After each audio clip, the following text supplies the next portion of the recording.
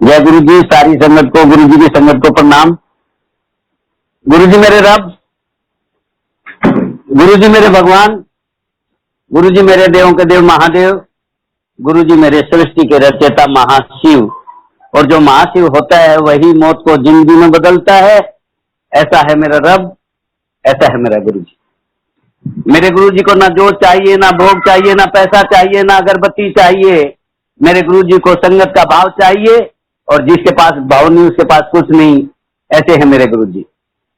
और जैसा कि शब्दों में सुनते हैं, कौन कहते हैं ये रब आता नहीं, मीरा की तरह बुलाने वाला चाहिए। कौन कहते हैं ये रब खाता नहीं, सबरी की तरह खिलाने वाला चाहिए। कौन कहते हैं ये रब सोता नहीं, माँ यशोदा की तरह सुलाने वाला चाहिए। और कौन कहते हैं ये रब नाचता नहीं, गोपियों की तरह नचाने वाला चाहिए। और कौन कहते हैं ये रब रोता नहीं, सुदामा की तरह रुलाने वाला चाहिए। ऐसा है मेरा गुरु जी। मैं संगत से कहना चाहता हूँ, मेरा गुरु जी आपके भाव का भूखा है, आपकी जोत अगरबत्ती और पैसे का भूखा नहीं है। ऐसा है मेरा गुरु जी। जब हम गुरु जी के चरणों में गए, भावना आंटी हमें गुरु जी के चरणों में लेके गई, तो गुरु जी जब हम जाते थे तो सबसे पहले इंट्रोडक्शन होता था कि गुरु जी ने कहा कि किधरों आए ने, सानू पंजाबी नहीं आंदी। आज तो मैं पंजाबी बोल सकता हूँ, उस टाइम मुझे पंजाबी नहीं आई। तो गुरु जी ने कहा किधरों आए ने, भावना आंटी ने कहा कि गुड़गांव। तो गुरु जी ने कहा कि तुसी आंदे रहो। तो गुरु जी अक्सर तीन चीजें बोलते थे। किसी संगत को बोलते थे जाओ तुम्हारा कल्याण किया, उसका कल्याण हो गया। किसी को बोलते थे कि तुसी ऐश करो, तो वो ऐश करता रह गया। और मेरे जैसे नालायक को बोला कि तुसी आंदे रहो। उस टाइम मुझे मालूम नहीं था कि इसका मीनिंग क्या है, लेकिन आज मैं दावे के साथ कह सकता हूँ, उसका मीनिंग भी बता सकता हूँ, क्योंकि गुरु जी बिन बोलिया सब कुछ जानते, किस आगे करे अरदास। गुरु जी को मालूम था कि मेरा भांडा सबसे ज्यादा खराब है, तो गुरु जी ने मैनू दस्या कि तुसी आंदे रहो। तो आज मैं कहता हूँ कि आंदे रहो, पांदे रहो, अपना भांडा मंजवांदे रहो। ऐसा है मेरा गुरु जी, ऐसा है मेरा रब। और गुरु जी के दरबार में सामने एक टीचर बैठे थे, और गुरु जी फिजिकल फॉर्म में अपने आसन पे बैठे थे। तो गुरु जी ने उस टीचर से पूछा कि क्या जब आप बच्चों के एग्जाम लेते हो सबको पास कर देते हो? टीचर ने कहा नहीं। तो गुरु जी ने पूछा कि क्यों? टीचर ने कहा कि जैसे आंसर शीट होती है उसी तरह से मार्क्स मिलते हैं। तो मैं संगत से कहना चाहता हूं, जिस भाव से हम मत्था टेकते हैं उसी तरह से मेरे गुरु जी कल्याण करते हैं, क्योंकि गुरु जी मेरे भाव के भूखे, आपके पैसे जोत अगरबत्ती और भोग के भूखे नहीं है। मेरे गुरु जी को केवल भाव चाहिए। तो गुरु जी के दरबार में जब आप जाते हैं तो कोई भी संगत ऐसी नहीं होगी जिसको गुरु जी नहीं देते हैं, चाहे वो संगत कैसी भी है। लेकिन गुरु जी के दरबार में जाने के बाद हर संगत को कुछ ना कुछ मिलता है। लेकिन मैं बार बार एक ही चीज कहूंगा, भाव। चाहे किसी को 16 + 16 32 मिलते हैं, किसी को 16 × 16 256 मिलते हैं, क्योंकि गुरु जी उसको वैसा ही देते हैं जैसा उसका भाव है। तो मैं बार बार संगत से कहना चाहता हूं कि मेरे गुरु जी के दरबार में जाएं तो भाव लेके जाएं, और यदि भाव नहीं है तो कुछ भी नहीं है। दूसरा कहना चाहता हूं कि गुरु जी के दरबार में जाएं तो अहंकार का त्याग करके जाएं, क्योंकि जहां अहंकार होगा वहां मेरे रब का मिलन नहीं होगा। क्योंकि आपने देखा होगा, सुना भी होगा, आज रावण और कंस जैसे भी दुनिया में नहीं है, तो हमारी और आपकी तो औकात ही क्या है। क्योंकि आपने सुना भी होगा, देखा भी होगा, और करके भी देख सकते हैं। एक छोटे से नींबू की बूंद अहंकार, एक छोटे से नींबू की बूंद न जाने कितने बड़े दूध के टैंकर को फाड़ देती है। ऐसे ही अहंकार हमारे शरीर को खत्म कर देता है। तो मैं बार बार संगत से कहना चाहता हूं कि गुरु जी के दरबार में जाएं तो सबसे पहले भाव, और दूसरा अहंकार का त्याग। बाकी कुछ करने की जरूरत नहीं, कुछ मांगने की जरूरत नहीं। ऐसे है मेरे गुरु जी। और मेरे गुरु जी के दरबार में जैसे आप जाते हैं, आप सिमरन करेंगे तो आपका मन शुद्ध हो जाएगा, और आप सेवा करेंगे तो आपका तन शुद्ध हो जाएगा। और जब आप मन और तन शुद्ध हो जाएगा तो आपको कुछ करने की जरूरत नहीं, कुछ मांगने की जरूरत नहीं। ऐसा है मेरा गुरु जी। और मैं संगत से बार बार फिर कहना चाहता हूं कि यदि मांगना है तो मेरे गुरु जी का नामदान मांगे, क्योंकि आपने देखा होगा कि जहां मेरे गुरु जी का आपने शब्दों में भी सुना होगा, जिसके ऊपर तू स्वामी सौ दुख कैसा पावे, जिसका मालिक दादा उसने मार न सके कोई। क्योंकि जहां गुरु जी होंगे वहां कुछ करने की जरूरत नहीं, कुछ मांगने की जरूरत नहीं। क्योंकि यदि मांगना है तो मेरे गुरु जी का नामदान मांगे, क्योंकि चंद्रमा ने भी राम से नामदान मांगा था, और जो दान में दी हुई चीज है वो कभी वापिस नहीं दी जाती, क्योंकि चंद्रमा के आगे लिखा गया रामचंद्र। जो राम लिखा गया वो आज तक चंद्रमा ने भी वापिस नहीं दिया। तो मैं बार बार संगत से कहना चाहता हूं तो मेरे गुरु जी का नाम दान मांगे, बाकी कुछ करने की जरूरत नहीं, कुछ मांगने की जरूरत नहीं, ऐसे है मेरे गुरु जी। और जहां सत्संग की बात आती है, सत्संग एक ऐसा माध्यम है जो हमारे अंदर नेगेटिविटी होती है उसको पॉजिटिविटी में बदल देते हैं मेरे गुरु जी। एक सत्संग आपको मैं सुनाता हूं। एक डायमंड व्यापारी मिस्टर पटेल सूरत से गाड़ी की डिक्की में पैसे लेकर के आ गए और गुरुजी जब फिजिकल में थे तो गुरुजी के चरणों में पैसे रखने की बात की। गुरुजी ने पैसों को कहा कि ये पैसा नहीं चाहिए। फिर वही बात आती है कि जैसे गुरुजी बिन बोलिया सब कुछ जान दे किस आगे करे अरदास, क्योंकि गुरुजी को मालूम था कि वो पैसा ईमानदारी से कमाया हुआ पैसा नहीं है, वो किसी की गलत तरीके से पैसा कमाया हुआ था। तो गुरुजी को पता है कि मंदिर की पवित्रता खत्म हो जाएगी। लेकिन पटेल अंकल बार बार गुरुजी के अरदास करके रिक्वेस्ट करते रहे कि गुरुजी मैं पैसा ये दान में देना चाहता हूँ, मंदिर में देना चाहता हूँ। गुरुजी ने उसकी ना सुन करके कहा कि ये पैसा मंदिर में नहीं चाहिए। वो जिद करता रहा तो गुरुजी जब जिद करता रहा तो गुरुजी ने उसको एक सेवादार के साथ, जहां आज भव्य मंदिर बना हुआ है जिसको आप कहते हैं बड़ा मंदिर, तो गुरुजी ने कहा कि जा करके उस मंदिर में देखो कि यदि कहीं एक भी ईंट लगने की जगह है तो उस मंदिर में पैसा दान में दे देना, और यदि मंदिर में कहीं ईंट लगने की जगह नहीं हो तो ये पैसा वापस ले जाना। जब गुरुजी ने उसको मंदिर में सेवादार के साथ भेजा तो जहां प्लेन जमीन थी, जहां कुछ नहीं बना हुआ था, उस टाइम में वहां जाकर के उसने देखा तो उसको जो है गुरुजी ने आंखों से अंधा कर दिया और दिखा दिया कि ये मंदिर जो है जो आज बना हुआ है, उस टाइम जब वहां पे प्लेन जमीन थी उसको जो है वही मंदिर आज वाला मंदिर उस टाइम दिखाया। और जब गुरुजी के चरणों में वापस आया तो कहा कि गुरुजी वहां तो इटालियन पत्थर लगा हुआ है, ऊपर शिवलिंग है, ऐसी दीवार है, ऐसा गेट है, इस तरह का भव्य मंदिर।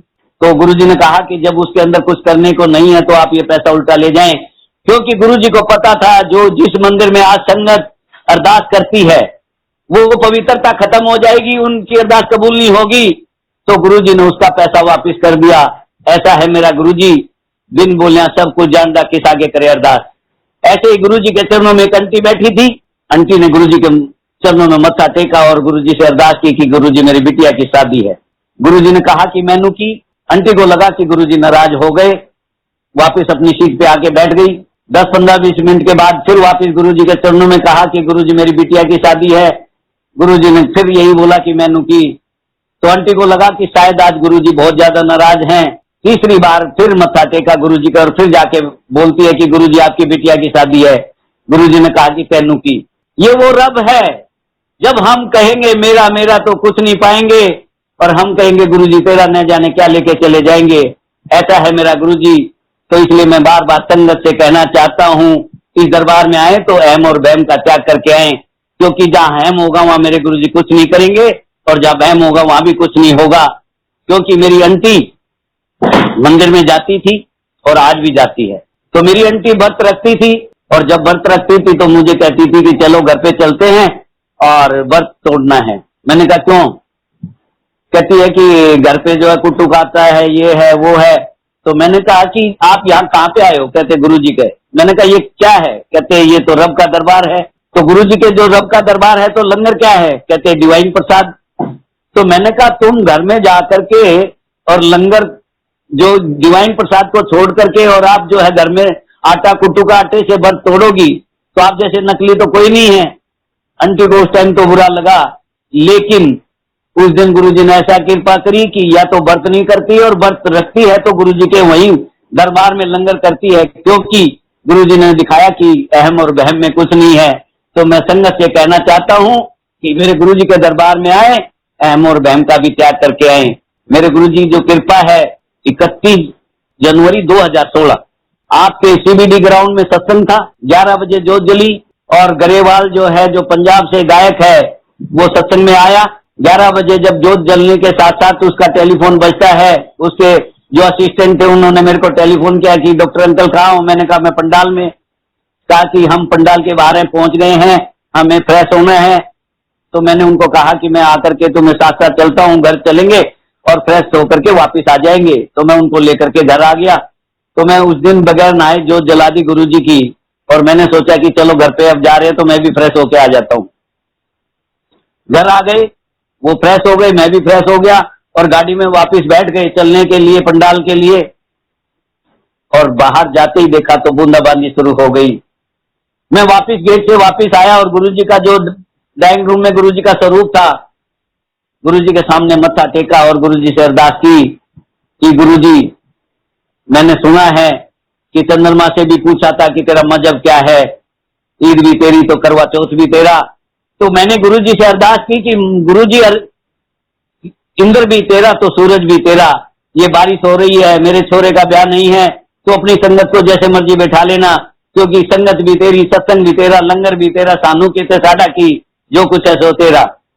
और मैं गाड़ी में बैठ गया, अरदास की और गाड़ी में बैठ करके गुरुजी से बस इतना ही बोला कि गुरुजी तेरी संगत तेरा, सत्संग तेरा, लंगर, सूरज भी तेरा तो इंद्र भी तेरा, तू जान तेरा काम जान। और मैं पंडाल तक पहुंच गया, एक भी बूंद नहीं आने दी।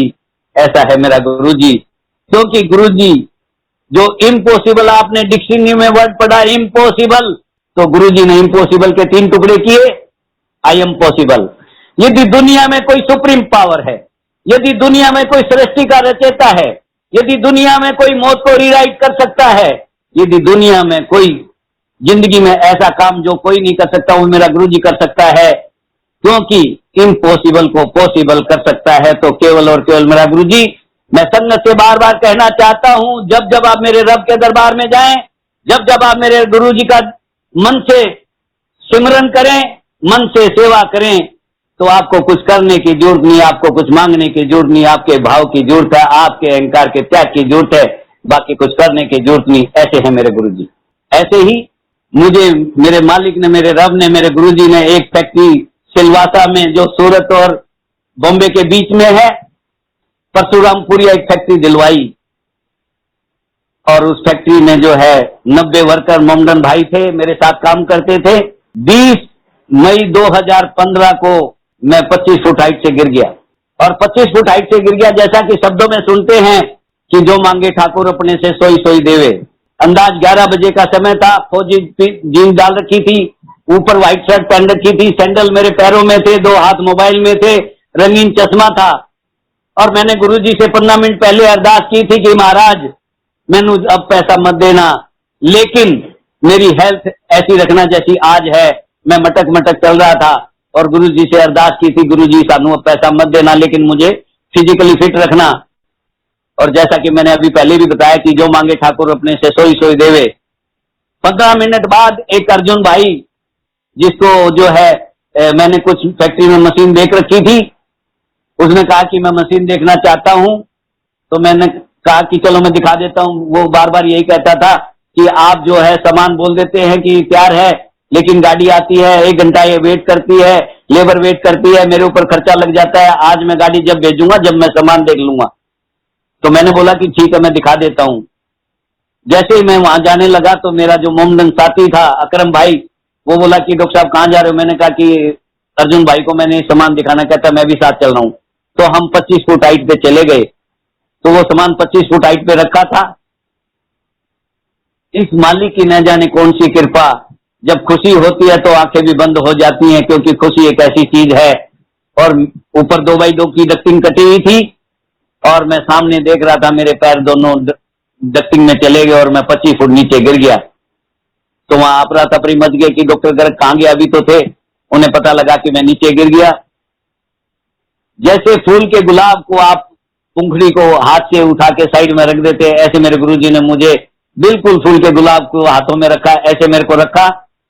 वो मुस्लिम भाई अकरम भाई मुझे डॉक्टर के लेके चला गया और डॉक्टर के ले जाके जैसे ही मैंने एक्सरे कराया और डॉक्टर ने कहा कि आपके जो है राइट हैंड के अंगूठे में थोड़ी प्रॉब्लम है। मैंने कहा डॉक्टर साहब यू आर द बेस्ट जज। उसने कहा कि थोड़ा डिसलोकेट हो गया है, यदि ट्रैक्शन देंगे तो ठीक हो जाएगा, यदि ट्रैक्शन से ठीक नहीं हुआ तो छोटा सा एनेस्थेसिया देके, लोकल एनेस्थेसिया देके थोड़ा सा माइनर सर्जरी करनी पड़ सकती है। मैंने कहा यू आर द बेस्ट जज सर। डॉक्टर ने उस अंगूठे को हाथ लगाया और वो अपनी पोजीशन में अपने आप आ गया। डॉक्टर हंसने लगा, बोला अभी तो मैंने कुछ किया नहीं है तो अपनी पोजीशन में आ गया। मैंने कहा सर ये मेरे गुरु की कृपा है, इसमें डॉक्टरी फेल हो जाती है, क्योंकि जहां साइंस फेल हो जाती है वहां मेरे गुरुजी शुरू होते हैं। ऐसा है मेरा गुरुजी। शाम को मेरी आंटी को लेबर से पता लगा कि मैं 25 फुट हाइट से गिर गया। मेरी आंटी जो है मोबाइल पे रोने लगी, टेलीफोन किया, कहते हम बॉम्बे आ रहे हैं, सिलवासा आ रहे हैं, आपको चोट लगी, आपने हमें बताया तक नहीं। मैंने वीडियो कॉल किया, मैंने जो है चल के दिखाया, मैंने हाथ जोड़े, मैंने कहा कि रोने की जरूरत नहीं है। 4 दिन बाद मेरी 24 तारीख को 24 मई 2015 को मेरी फ्लाइट थी। घर में 2 पोते मेरे गुरुजी ने दिए थे। मैंने कहा 4 दिन में मेरी कोई सिचुएशन बदलने वाली नहीं है, 4 दिन में जैसा आज हूं वैसा ही रहेगा, आप मत रो, कोई ऐसी दिक्कत नहीं है। सब कुछ मैंने टेलीफोन पे करके दिखाया, चल के दिखाया, लेकिन वो नहीं विश्वास हुआ। मैंने अपने साले साहब को टेलीफोन किया कि भी आप अपनी बहन जी को मनाओ। 24 तारीख को मैं आपके दिल्ली में आया और मैंने 2.5 घंटे गुरुजी के दरबार में, जहां 2 पोतों की जो है अपन कुआ पूज कहते हैं जिसको, कुआ पूज में 2.5 घंटे मैंने डांस किया। आंटी मेरा हाथ पकड़ के साइड में कर दिया। भाइयों को लगा कि शायद हमारा भाइयों में झगड़ा है, तो लेकिन वो झगड़ा नहीं था, वो गुरु की कृपा थी। क्योंकि आंटी को था कि ये 25 फुट से गिरा है तो डांस ज्यादा नहीं करने दें। फिर भाइयों ने पूछा कि क्या कारण है। मैंने कहा भैया मैं 4 दिन पहले 25 फुट हाइट से गिर गया, इसलिए आंटी मेरे को डांस करने से मना कर रही है। तो मैं संगत से कहना चाहता हूं कि जो मांगे ठाकुर अपने से सोई सोई देवे, कि गुरुजी से मैंने एक ही चीज अरदास की थी, गुरुजी मेरे को पैसा मत देना लेकिन मेरे को फिजिकली फिट रखना। 15 मिनट में करके भी दिखा दिया और 24 तारीख को 4 दिन के बाद 2.5 घंटे डांस भी करा दिया। ऐसा कौन कर सकता है? केवल और केवल मेरा गुरुजी, क्योंकि इम्पॉसिबल को पॉसिबल कर सकता है तो केवल और केवल मेरा गुरुजी। ऐसे ही 10 सितंबर 2016 की बात है, मेरे घर में पोते ने जन्म लिया और जन्म लेते ही नर्स ने आके बताया आंटी को कि आपके घर में पोता आ गया है, आपके घर में लड़का आ गया है।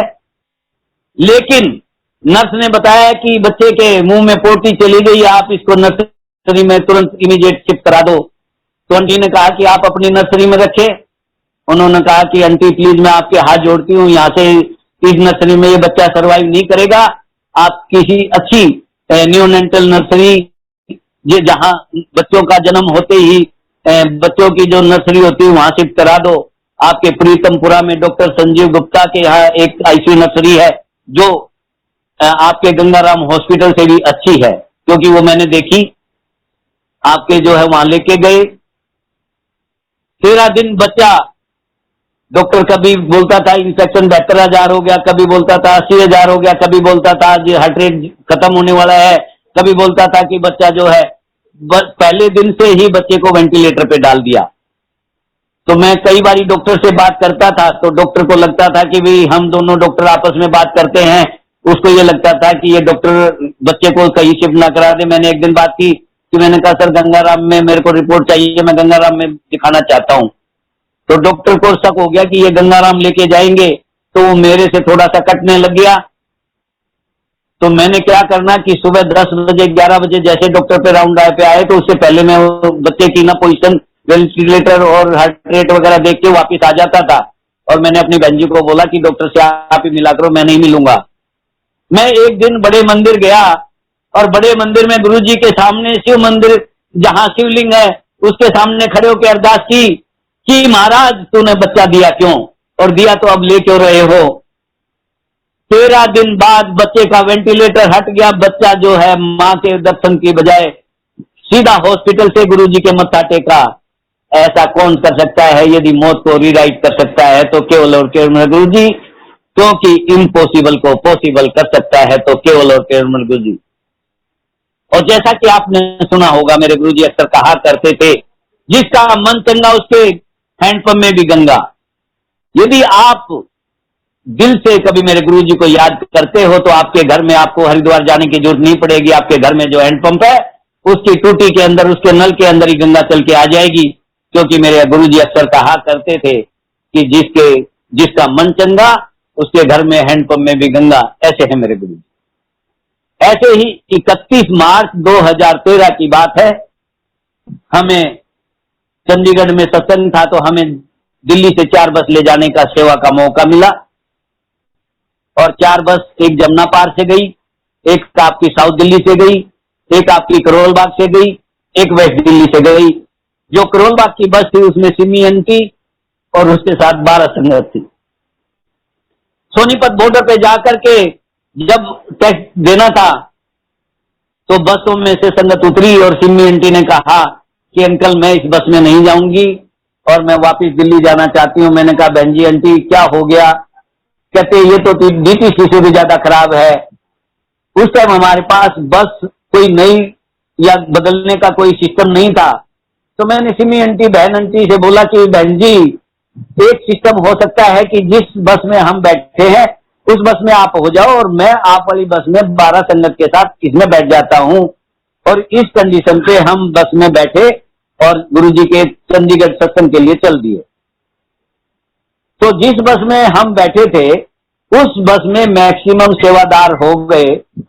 तो रात का समय था तो हम आपस में संगत से सेवादारों से बोलने लगे कि भी इस बस में ज्यादा सेवादार है, कोई कारण होगा।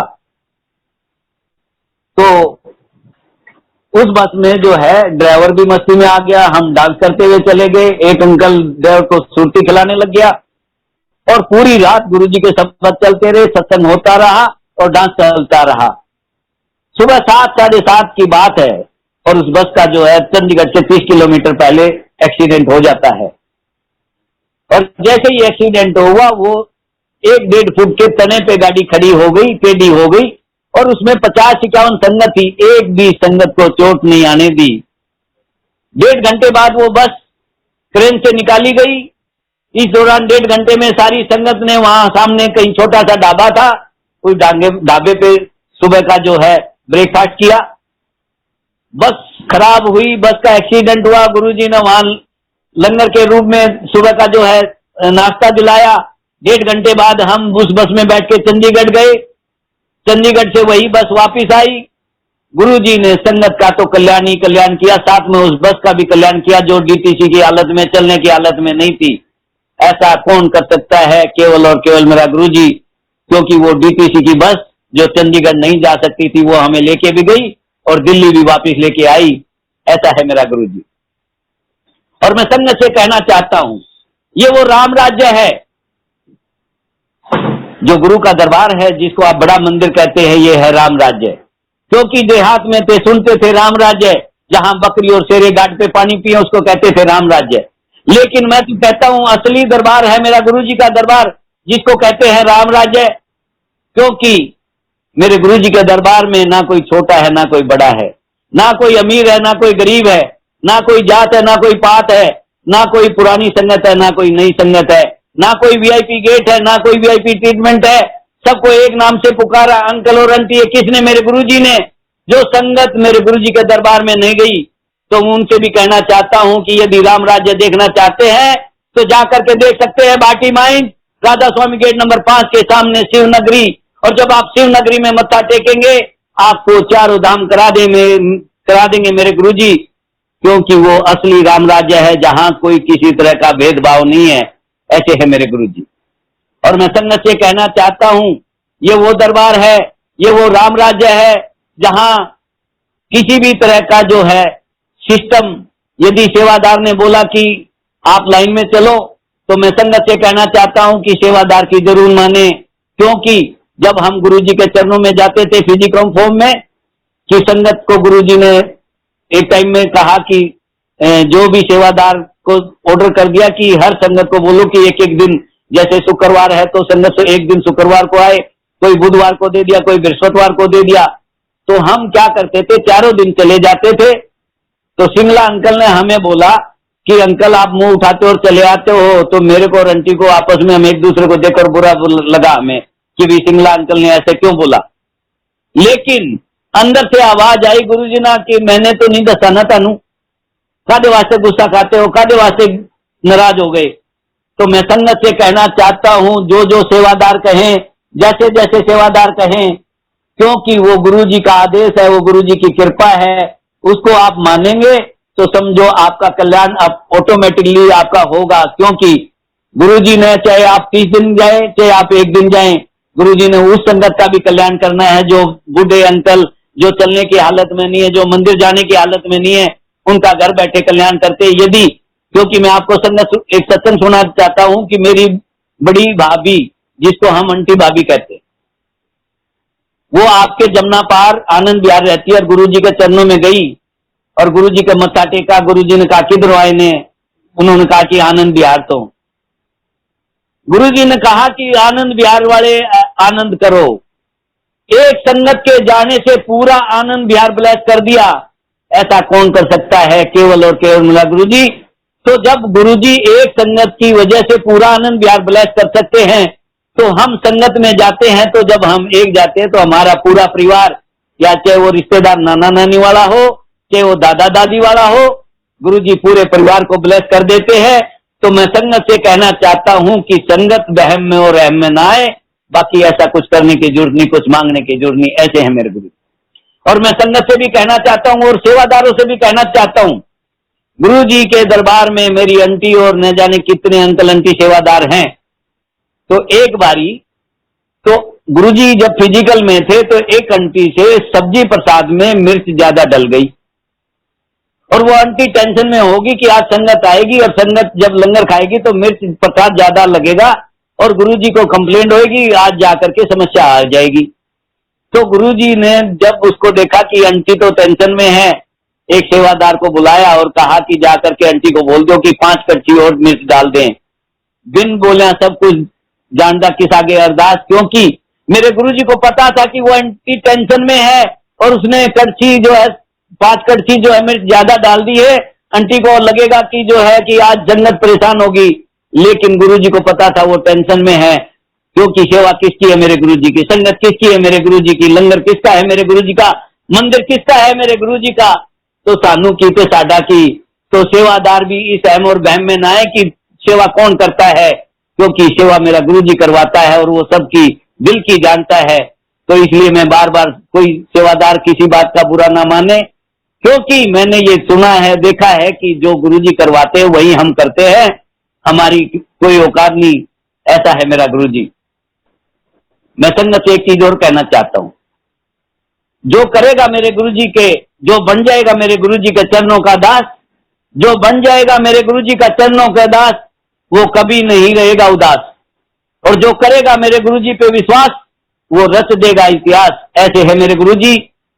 न्योटा दा ओठ है मेरा गुरुजी, न्याटा दा ओठ है मेरा गुरुजी, निकता दा गठ है मेरा गुरुजी, निपता दा पथ है मेरा गुरुजी, नितानिया दा तान है मेरा गुरुजी, निराशा दा आस है मेरा गुरुजी, नीलथावा दा था है मेरा गुरुजी, निमाना दा मान है मेरा गुरुजी, हर समस्या का समाधान है मेरा गुरुजी। ऐसा है मेरा गुरुजी। और मैं कहना चाहता हूं, 3 लोक नौखंड में गुरु से बड़ा न कोई, करता करे न कर सके, जो गुरु करे सो होए। ऐसा है मेरा गुरुजी। और जैसा कि आपने सुना होगा, ग्रेवाल अक्सर कहता है, तुम्बा ना बजे तार के बिना, तुम्बा ना बजे तार के बिना। मैं संगत से कहना चाहता हूं, जो आपका दिल रूपी तुम्बा है, जब तक आप चिंतन नहीं करेगा तो नहीं बजेगा। क्योंकि तुम्बा ना बजे तार के बिना, जो 1 रुपए का तार तुम्बे के अंदर नहीं हो तो तुम्बा नहीं बजेगा। चाहे वह 1 करोड़ का तुम्बा हो और उसमें 1 रुपए का तार लगने वाला हो, तो जब तक वो तार नहीं लगेगा तो तुम्बा नहीं बजेगा। तो ऐसे ही जब तक आप इस मन से चिंतन नहीं करेंगे तो आपका मन शुद्ध नहीं होगा, तो ये मन नहीं बजेगा। तो मैं संगत से कहना चाहता हूं कि जब जब हम मेरे गुरु के दरबार में जाएं, जब जब हम घर में हो, चाहे हम गाड़ी चला रहे हो, चाहे हम किचन में काम कर रहे हो, चाहे हम बाथरूम में हो, जिस हाल में हो, क्योंकि मेरे गुरुजी ओमनी प्रेजेंट है। तो मैं संगत से कहना चाहता हूं, तुम्बा न बजे तार के बिना और दिल न लगे इशियार के बिना। ऐसा है मेरा गुरुजी। क्योंकि हम चिंतन करेंगे तो ये दिल अपने आप बजेगा और चुंबक की तरह खींच लेगा मेरा गुरुजी। ऐसा है मेरा गुरुजी। और आपने सुना है, आपने पढ़ा है, आपने सब कुछ देखा है, जीओडी गॉड, जिसको आज तक हम कहते रहे परमात्मा गॉड, वो असली गॉड नहीं है। असली गॉड है मेरा गुरुजी। क्योंकि जीओडी गुरु ऑफ डोगरी। ऐसा है मेरा गुरुजी। जय गुरुजी। जय गुरुजी। अंकल अभी हमारे पास टाइम है, कुछ और भी सत्संग शेयर करें? हाँ, कर देंगे जी, जैसा मालिक की कृपा। जी uncle, thank you so much. Guruji की कृपा से सत्संग और करने का मौका मिला। बहू जो है घर में 7 महीने की प्रेगनेंसी थी, जिस बच्चे को अभी सत्संग किया सुनाया आपको, और बच्चों का मन था कि विदेश जाना है। लेडी डॉक्टर से 8 महीने की प्रेगनेंसी को 6 महीने में लिखवा लिया, ताकि जो है एयरपोर्ट पे जो है एनओसी नहीं दे रहे थे, तो उसको जो है 6 महीने लिखवा करके उनका जो है जाने का सिस्टम बनाया गुरुजी ने। और जैसे ही वो विदेश में पहुंचे, उसके या 2 या 3 दिन बाद गुरुजी आंटी के सपने में आ गए। तो गुरुजी ने सपने में कहा कि तुसी ना खिचड़ी बना लेना, खिचड़ी का भोग लगा देना। और गुरुजी ने खिचड़ी के अंदर बताया कि ये चीजें डाल देना। आंटी ने से वो उठ के मेरे को बोला कि गर्ग अंकल, आज गुरुजी सपने में आए और गुरुजी ने कहा कि खिचड़ी बना के भोग लगा देना। मैंने कहा ये तो कोई बड़ी चीज नहीं है, आप खिचड़ी बनाओ, गुरुजी का भोग लगाओ, परिवार भी खाएगा और गुरुजी खुश भी हो जाएंगे। जैसा कि फिर शब्दों में आता है कि बिन बोलिया सब कुछ जानता, किसा के करे अरदास, जिसके ऊपर तू स्वामी सो दुख कैसा पावे, जिसका मालिक दादा उसने मार न सके कोई, ऐसा है मेरा गुरुजी। तो बहू विदेश के अंदर एक्स्ट्रा लॉन्ग जो है स्कर्ट पहन रखी थी या लहंगा पहन रखा था, जो भी आप समझे। और जैसे ही एक्सीलेटर पे गई तो वो जो है एक्सीलेटर में फंस जाता है, और जैसे ही एक्सीलेटर में फंसा तो वो सारा सिस्टम जो है, बहू जो है बैठ गई और गिर गई। उसके बाद वो दिल्ली आ जाते हैं। तो दिल्ली आने के बाद उसने कहा कि मम्मी ऐसे हो गया, वैसे हो गया, ये किया वो किया, मैं तो गुरुजी ने बचा ली। गुरुजी ने सपने में आके उसी दिन, जिस दिन वो वहां पे विदेश में थी और यहाँ पे खिचड़ी का भोग लगा करके उस बच्चे को ब्लेस किया, बहू को ब्लेस किया। ऐसा कौन कर सकता है? इम्पॉसिबल को पॉसिबल कर सकता है तो केवल और केवल मेरा गुरुजी। मौत को रीराइट कर सकता है तो केवल और केवल मेरा गुरुजी। तो मैं संगत से बार बार एक ही चीज कहूंगा कि आप विश्वास करें, मेरे गुरुजी का चिंतन करें, मनन करें। भावे आप जो जलाओ या ना जलाओ, भावे आप कुछ और करो ना करो, जिंदगी में 3 चीजें करो। गुरुजी ने जैसा कि हमें समझाया, सबसे पहले मुस्कुराना, दूसरा किसी का दिल ना दुखाना, और तीसरा जो है शुक्राना। यदि हम अपने गुरुजी का शुक्राना करें, हर टाइम मुस्कुराते रहो, चाहे कितना भी टेंशन हो, वो टेंशन आपको पता भी नहीं लगेगा कैसे चला गया, कैसे आया, क्योंकि वो गुरु की कृपा है। आने में भी देर नहीं लगेगी तो जाने में भी देर नहीं लगेगी। मुस्कुराना, शुक्राना और किसी का दिल ना दुखाना। किसी का भी दिल ना दुखाओ, चाहे वो छोटा है, बड़ा है, अमीर है, गरीब है। आप भावे जो जलाओ या ना जलाओ, आप भावे कुछ और करो ना करो, लेकिन मैं संगत से कहना चाहता हूं, जिंदगी में ये 3 नियम बना लो। मुस्कुराओ और किसी का दिल ना दुखाओ, और किसी को जो है शुक्राना मेरे गुरु का करो, बाकी कुछ करने की जरूरत नहीं। क्योंकि एक बारी मैंने सुना भी था, पढ़ा भी है कि एक चिड़ा चिड़ी जंगल में रहते थे, और जंगल में रहने लगे तो ऐसा सिस्टम बन गया कि वहां ना पानी था, ना कुछ था, ना जो है घास थी, ना हरियाली थी, सूखे पेड़ पे रहते थे। और एक समय आया कि उनका कोई दोस्त मिलने आया। उन्होंने देखा तो यहाँ तो ये तो ना तो इनका घोंसला है, ना पानी है, ना खाने को है, सूखा पेड़ है। तो वो खुदा के पास चला जाता है, भगवान के पास जाता है और कहता है कि भगवान, मेरा एक दोस्त है, एक परिवार है जो सूखे में रहता है, ना खाने को है, ना पीने को है, ना रहने को है। तो भगवान ने कहा कि उन्होंने कोई ऐसा कर्म नहीं किया जिससे उनको खाने को भी मिले, पीने को भी मिले, रहने को भी मिले। उनकी जिंदगी में केवल और केवल निराश, कुछ नहीं मिलेगा, यही सिस्टम रहेगा, सारी उम्र वो ऐसे ही रहेंगे। तो बोला महाराज कुछ उपाय बताओ। महाराज ने कहा कि उनको बोलो कि शुक्राना करना चालू कर दे। तो वो अपने दोस्त के पास आया, उसने कहा भाई तेरी जिंदगी में तो कुछ नहीं है, केवल तूने निराश की जिंदगी जीनी है। यदि भगवान ने एक ही चीज बोली है कि तू शुक्राना करना चालू कर दे, और तेरा इसमें कुछ जाना नहीं है, शुक्राना में कोई ऐसी दिक्कत नहीं है। तुझे सुबह उठ के ये कह दे मालिक तेरा शुक्र है, तूने जैसी भी जिंदगी दी, तूने एक दिन और दिया, तेरा शुक्र है, जिस हाल में रखे तेरा शुक्र है, जो तूने दिया वो तेरा, बाकी क्या मेरा, तेरा शुक्र है।